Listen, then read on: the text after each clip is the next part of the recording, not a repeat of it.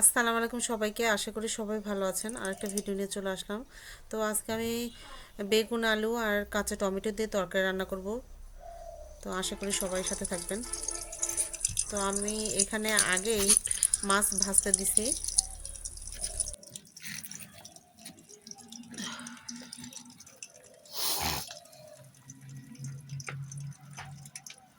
আবুরে,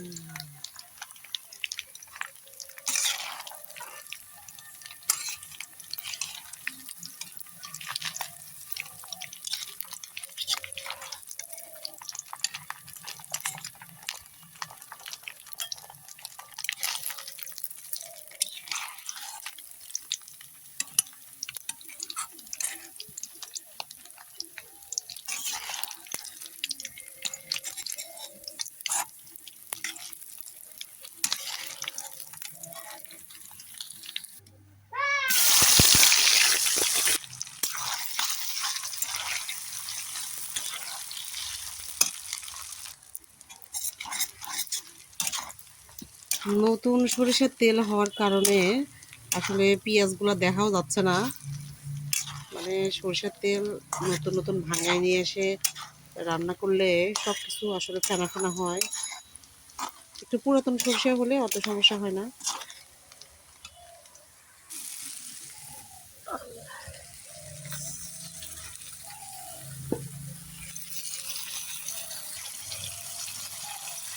অল্প একটু পানি দিয়ে দিচ্ছি কষানোর জন্য।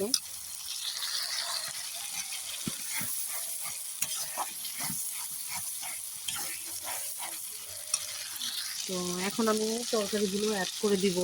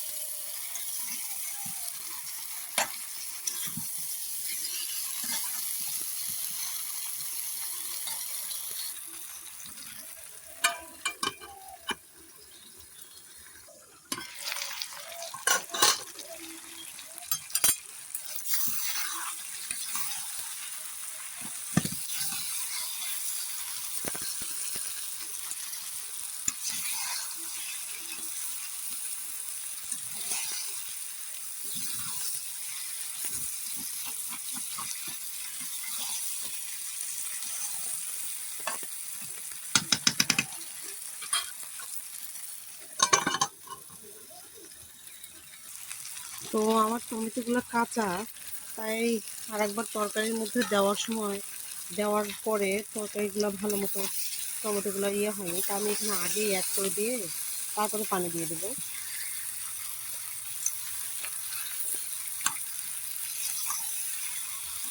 কারণ বলক উঠে তারপরে যদি আমি টমেটো দিই তাহলে কিন্তু হবে না, মানে ভালো মতো সিদ্ধ হচ্ছে না।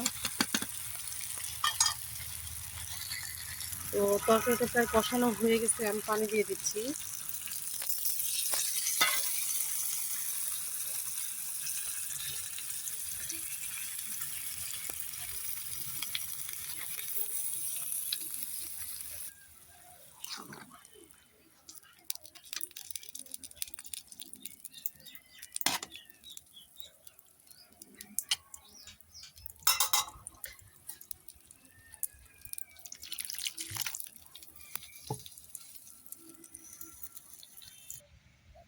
তো আমার পাতাকপির বাগানে আসছি। পাতাকপি আসলে যখন হয় তখন দেখতে অনেকটা সুন্দর লাগে। পাতাকপির পাতা ভর্তা খাওয়া যায়। আমি একদিন ভর্তা রেসিপি করে আপনাদেরকে দেখাবো। আমার নানি এই ভর্তাটা করতেন।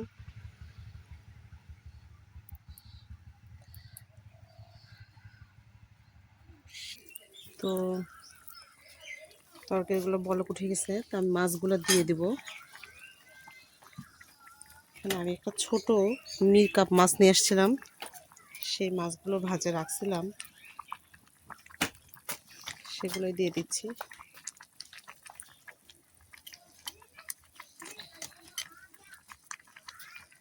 তো তরকারিগুলো প্রায় হয়ে গেছে, আমি এখানে ধনেপাতা অ্যাড করে দিব। তরকারির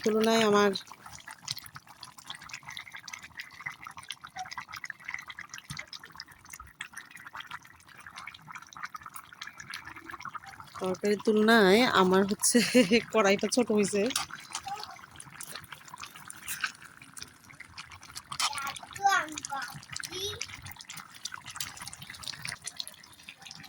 তো আমার তরকারিটা হয়ে গেছে, নামাই নেই। তো সবাইকে সাথে থাকার জন্য ধন্যবাদ। আসসালামু আলাইকুম সবাইকে।